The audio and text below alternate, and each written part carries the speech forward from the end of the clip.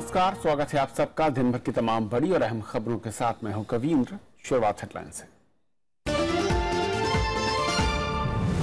उपराष्ट्रपति का आतंकवाद के खिलाफ जीरो टॉलरेंस की नीति पर जोर। आतंकियों के मददगारों पर कड़े प्रतिबंध की वकालत। मुक्त समुद्री व्यापार को बताया समय की जरूरत।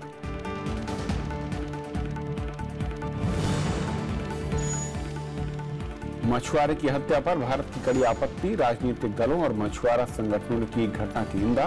श्रीलंका ने दिया जांच का भरोसा।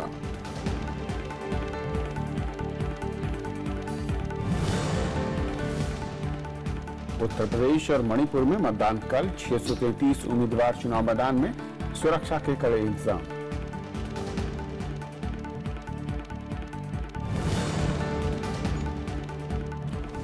शाहजहांपुर में ट्रेन धमाकों में आतंकी हाथ होने से रेलवे का इनकार नहीं। उत्तर प्रदेश और मध्य प्रदेश से कई आतंकी गिरफ्तार।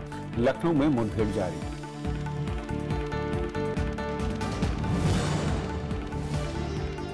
बेंगलुरु टेस्ट जीतकर टीम इंडिया ने की सीरीज में बराबरी। ऑस्ट्रेलिया को 75 रन से हराया। लोकेश राहुल बने man of the match.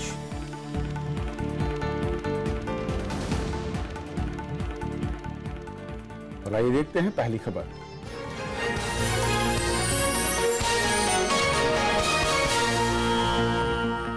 Bharat ने श्रीलंकाई नौसेना की गोलीबारी में मारे गए मछुआरे को लेकर कड़ी आपत्ति दर्ज कराई है। तमिलनाडु के मुख्यमंत्री ने भी प्रधानमंत्री को पत्र लिखकर चिंता जाहिर की। राजनीतिक दलों और मछुआरा संगठनों ने इस घटना की कड़े शब्दों में निंदा की है। रामेश्वरम के एक मछुआरे को उस समय गोली मारी गई जब वो कच्चातीवू में मछली पकड़ रहा था। श्रीलंका ने गोलीबारी की घटना के जांच के आदेश दिए हैं। तमिलनाडु के रामेश्वर में भारतीय मछुआरों की हत्या का विरोध कुछ युवा प्रदर्शन कर किया गया। श्रीलंका की इस गोलीबारी के खिलाफ लोगों ने टावर पर चढ़कर विरोध दर्ज कराया। रामेश्वरम में भारतीय मछुआरों की मौत के बाद तनाव है। जगह जगह विरोध प्रदर्शन हो रहे हैं। प्रदर्शनकारी श्रीलंका के खिलाफ सख्त और फौरन कार्रवाई की मांग कर रहे हैं।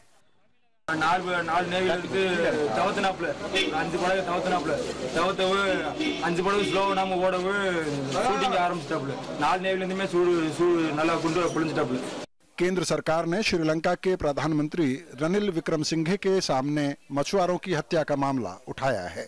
श्रीलंका में भारत के राजदूत ने प्रधानमंत्री से इस मुद्दे पर चर्चा कर अपनी चिंताओं से अवगत कराया। श्रीलंका ने भी इस मामले में जांच का आदेश जारी किया है। அவர்களோடு இணைந்து அவர்கள் என்ன எதிர்பார்க்கின்றார்களோ அதை நிச்சயமாக நாங்கள் அந்த உணர்வுகளை மதித்து அவர்களோடு சேர்ந்து போராடுவதற்கு கூட நாங்கள் தயாராக இருக்கிறோம்। इधर श्रीलंका की इस कार्रवाई पर डीएमके ने केंद्र से कड़े कदम उठाने की मांग की है। It is the life of Tamil citizens. The entire Tamil Nadu should stand together and fight against the government of India to ensure protection of Indian or Tamilians are Indians. Definitely we will take it up. In spite of so much of discussions and talks, bilateral talks between both the countries, nothing has happened. And till date, more than 800 Tamil fishermen have been brutally murdered by the Sri Lankan Navy. सोमवार को श्रीलंकाई नौसेना की ओर से की गई गोलाबारी में एक भारतीय मछुआरे ब्रिडेगो की मौत हो गई। श्रीलंकाई नेवी ने जिस दल पर गोली चलाई उसमें 6 मछुआरे थे। श्रीलंका का आरोप है कि सभी मछुआरे अंतर्राष्ट्रीय समुद्री सीमा रेखा पार कर श्रीलंका की समुद्री सीमा में घुस आए थे। इसी वजह से गोलाबारी की गई। हालांकि अभी तक यह साफ नहीं हो पाया है कि गोली चलाने से पहले मछुआरों को चेतावनी दी गई थी या नहीं। रविवार को श्रीलंकाई नेवी ने 24 भारतीय मछुआरों को गिरफ्तार किया था। वहीं पाकिस्तान में भी सोमवार को 85 भारतीय मछुआरों को गिरफ्तार कर लिया गया था। मछुआरे अक्सर मछलियां पकड़ते हुए अनजाने में दूसरे देशों की समुद्री सीमा में दाखिल हो जाते हैं, जिससे उन्हें गिरफ्तार कर लिया जाता है। मसले के स्थायी समाधान की लंबे समय से मांग होती रही है। Bureau report, Rajya Sabha TV. और इस पूरे मसले पर और बातचीत करने के लिए हमारे साथ वरिष्ठ पत्रकार गौतम लाहिड़ी साहब हैं। गौतम जी, स्वागत है आपका। मछुआरों को लेकर खासतौर पर मैं अगर तमिलनाडु के उस कोस्टल एरिया की बात करूं, करीब करीब हर महीने इस तरह की घटनाएं आती हैं जब सीमा का उल्लंघन या फिर गिरफ्तारी होती है, लेकिन गोलीबारी ये मैं कहूँ कि काफी दिनों के बाद ये घटना इस तरह की आई है, वजह क्या है, क्यों बार बार इस तरह की घटनाएं रिपीट हो रही हैं? देखिए, सबसे पहले तो बात यह है कि 1974 से 76 के बीच में भारत और श्रीलंका के बीच में एक मैरीटाइम बाउंड्री एग्रीमेंट हुआ था, जिसके कारण दोनों देश का जल सीमाना तय हो गया था।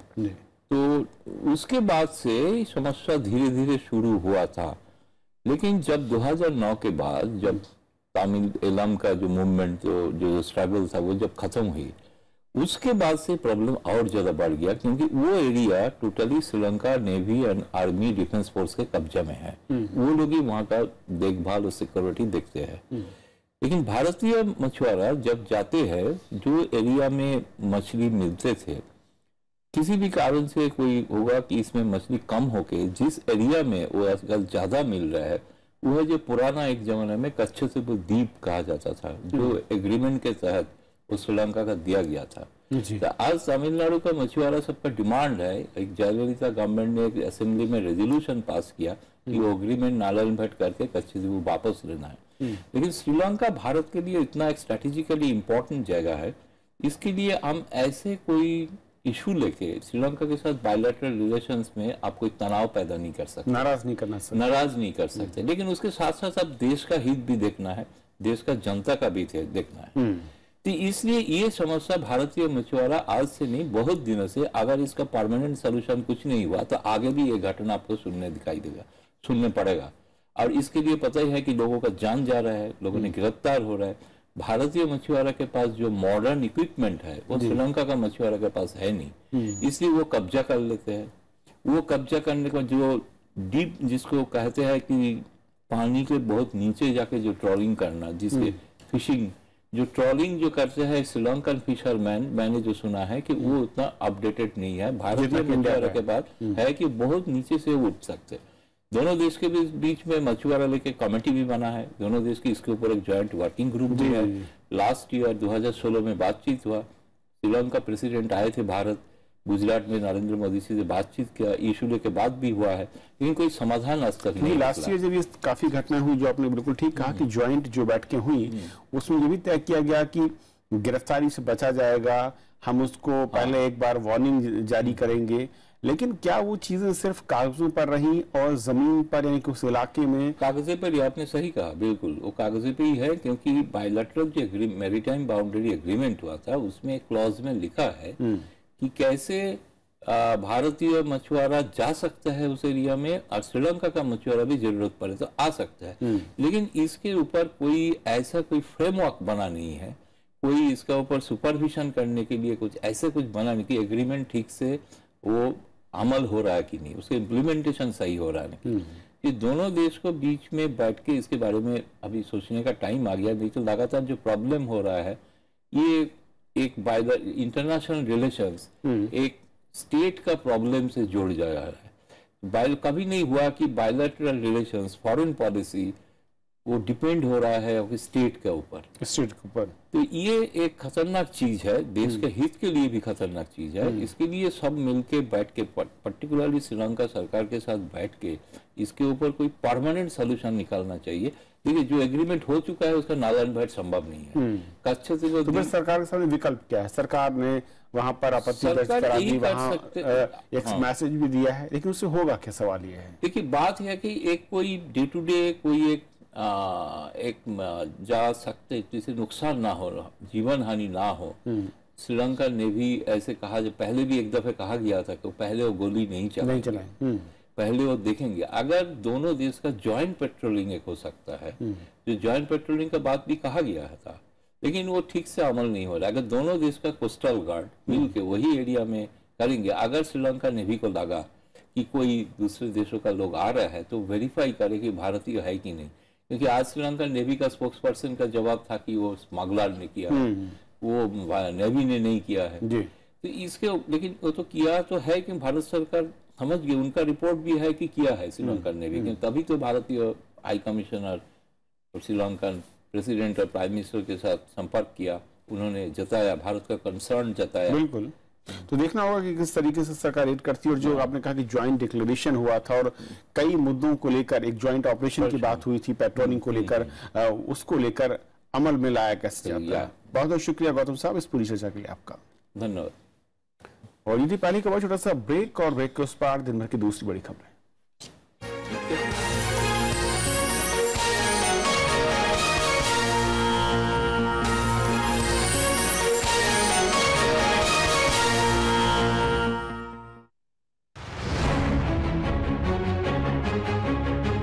पांच राज्यों में चुनाव का धुआंधार प्रचार,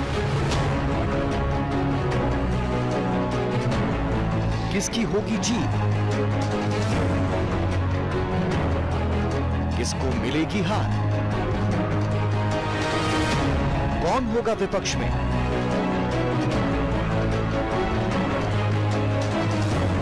किसकी बनेगी सरकार।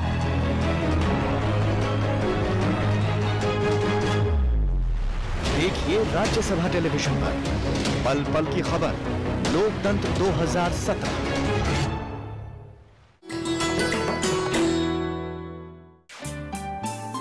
सरोजिनी नायडू स्वतंत्रता सेनानी, कवयित्री और वक्ता, कांग्रेस की अध्यक्ष निर्वाचित होने वाली पहली भारतीय महिला सरोजिनी ने 13 साल की उम्र में रची थी पहली कविता।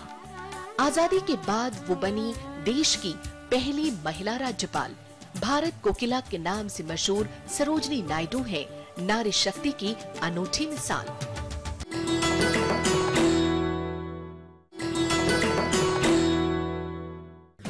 एमसी मैरी कॉम सफलतम भारतीय महिला मुक्केबाज, विश्व चैंपियनशिप में 5 स्वर्ण और 1 रजत, लंदन ओलंपिक्स में कांस्य और एशियन गेम्स में कांस्य पदक विजेता। 5 फीट 2 इंच लंबी मैरी को किया जाता है दुनिया की सफलतम महिला मुक्केबाजों में शुमार। खेलों में वरिष्ठ योगदान के लिए उन्हें मिले हैं पद्म भूषण, अर्जुन अवार्ड और राजीव गांधी खेल रत्न पुरस्कार।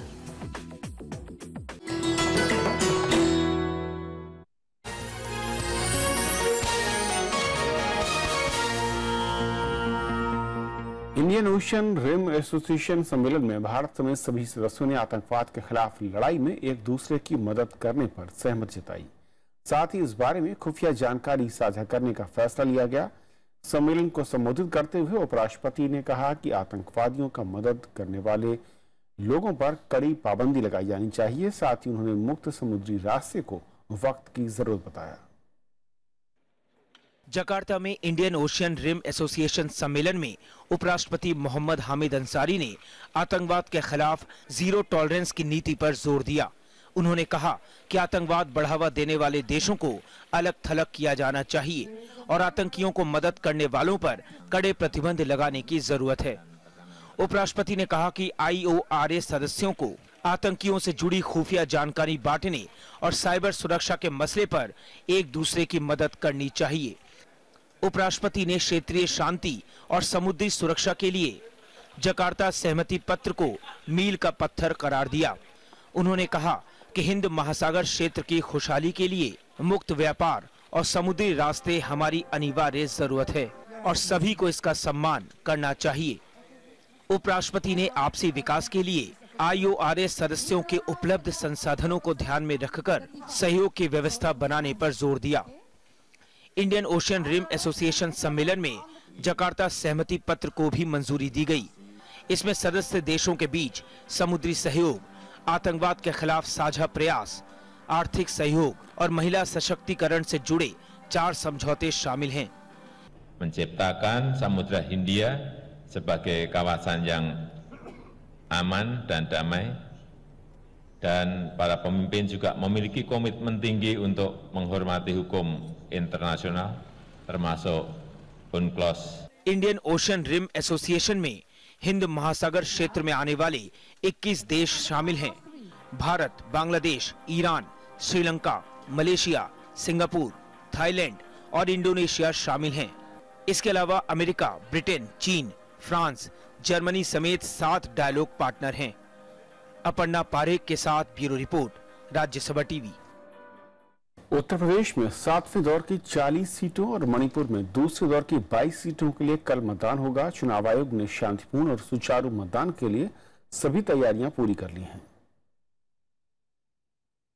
उत्तर प्रदेश में पिछले 1 महीने से ज्यादा समय से विधानसभा के लिए जारी चुनाव प्रचार सोमवार शाम थम गया। आखिरी दौर में 7 जिलों की 40 सीटों पर 535 उम्मीदवार मैदान में हैं, जिनमें बीएसपी सभी 40 सीटों पर मैदान में है। बीजेपी 32, समाजवादी पार्टी 31, आरएलडी 21 और कांग्रेस 9 सीटों पर मैदान में है, जबकि 139 सीटों पर निर्दलीय भी खड़े हैं। सबसे ज्यादा 24 उम्मीदवार वाराणसी कैंट में आमने सामने हैं, जबकि सबसे कम 6 उम्मीदवार केराकाट सीट पर हैं। मणिपुर में भी दूसरे दौर के लिए 22 सीटों पर 8 मार्च को मतदान होना है। इनमें ज्यादातर सीटें पहाड़ी इलाकों की हैं। मैदान में कांग्रेस, बीजेपी, एनपीएफ और वाम दलों समेत कुल 98 उम्मीदवार दावेदारी पेश कर रहे हैं। इस दौर में कांग्रेस नेता और मुख्यमंत्री एबोबी सिंह सबसे अहम उम्मीदवार हैं, जो कि थौबल सीट से मैदान में हैं। यहां इरोम शर्मिला उन्हें टक्कर दे रही हैं।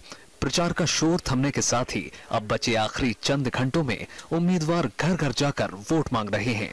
चुनाव आयोग ने शांतिपूर्ण और निष्पक्ष चुनाव के लिए सुरक्षा के पुख्ता इंतजाम किए हैं। दूसरे राज्यों से लगने वाली सीमाओं को सील कर दिया गया है। अखिलेश सुमन के साथ ब्यूरो रिपोर्ट, राज्यसभा टीवी। मुख्यमंत्री अखिलेश यादव ने लखनऊ में दावा किया है कि उन्होंने वाराणसी समेत तमाम धार्मिक शहरों को 24 घंटे बिजली मुहैया कराई है। प्रधानमंत्री पर अपने संसदीय क्षेत्र की अनदेखी का आरोप लगाते हुए मुख्यमंत्री ने कहा कि वाराणसी में अगर कुछ काम किया होता तो चुनाव में प्रधानमंत्री को इतनी मेहनत नहीं करनी पड़ती। इससे पहले उन्होंने अंबेडकर नगर के आलापुर में चुनावी जनसभा को संबोधित किया। उन्होंने बीजेपी केंद्र के 3 साल के और यूपी के उनके 5 साल के शासन पर खुली चर्चा की चुनौती भी दी।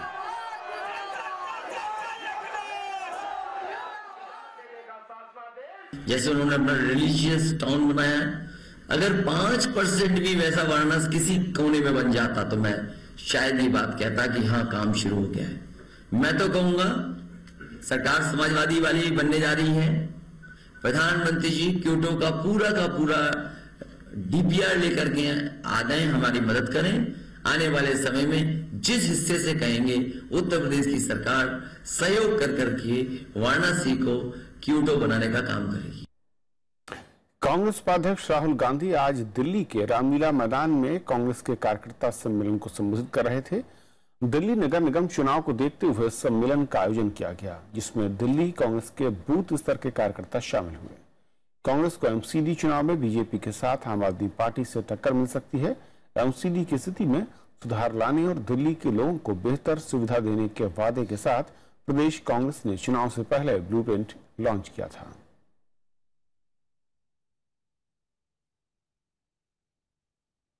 हमारी सरकारें बनती हैं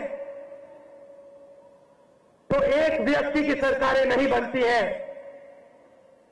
हमारी सरकारों में हिंदुस्तान के हर व्यक्ति की आवाज गूंजती है। मध्य प्रदेश के शाहजहांपुर में भोपाल उज्जैन पैसेंजर ट्रेन में आज सुबह धमाका हुआ। मध्य प्रदेश पुलिस ने इसे आतंकी वारदात करार दिया है। इस मामले में होशंगाबाद के पिपरिया से 3 संदिग्धों को गिरफ्तार किया गया। ट्रेन धमाके में 8 से ज्यादा लोग घायल हुए हैं। घायलों में कई की हालत गंभीर है। घटना की सूचना मिलते ही रेलवे पुलिस और बम निरोधक दस्ता मौके पर पहुंचा।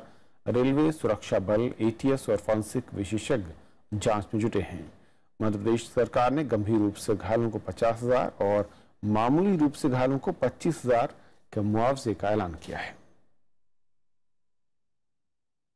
इनपुट के आधार पर कार्रवाई की गई थी, जिसमें अभी 3 लोगों को डिटेन किया गया है। उनसे हुई प्रारंभिक पूछताछ के अनुसार वे 3 उसमें इन्वॉल्व थे। ये एक आईडी है और आईडी हमेशा ही एक टेरर अटैक रहेगा। इधर लखनऊ के बाहरी इलाके में एक घर में छुपे संदिग्ध आतंकवादी और पुलिस के बीच मुठभेड़ जारी है। उत्तर प्रदेश पुलिस के वरिष्ठ पुलिस अधिकारी दलजीत चौधरी ने कहा कि पड़ोसी राज्य और खुफिया एजेंसियों से मिले इनपुट के आधार पर यह कार्रवाई की गई है। फिलहाल संदिग्ध ने सरेंडर करने से इनकार कर दिया है। उन्होंने बताया कि एक संदिग्ध को कानपुर से पकड़ा गया है। पुलिस के मुताबिक संदिग्ध आतंकी का नाम सैफुल्लाह है। इसे आईएसआई का एजेंट होने का शक इस पर जाहिर किया गया है। निश्चित रूप से इनके मोटिव बहुत नेक नहीं थे और क्या जो हमारे पास खबरें आ रही हैं या हमारे पास जो इन्फॉर्मेशन इनपुट्स हैं वो इनसे पूछताछ करेंगे जब हम गहनता से, तो वो क्या कितना कुछ तस्दीक होकर निकल के आता है, वो एक चीज देखने की है। महाराष्ट्र की गढ़चिरौली कोर्ट ने दिल्ली विश्वविद्यालय के प्रोफेसर जीएन साईं बाबा समेत 6 लोगों को माओवादियों से संपर्क रखने का दोषी करार दिया है। अदालत ने प्रोफेसर जीएन साईं बाबा समेत 5 लोगों को देश के खिलाफ साजिश समेत विभिन्न धाराओं के तहत दोषी बताते हुए आजीवन कारावास की सजा दी। इसके अलावा कोर्ट ने विजय तिर्की को 10 साल की सजा सुनाई है। रामलाल आनंद कॉलेज के प्रोफेसर जीएन साईं बाबा फिलहाल जमानत पर हैं।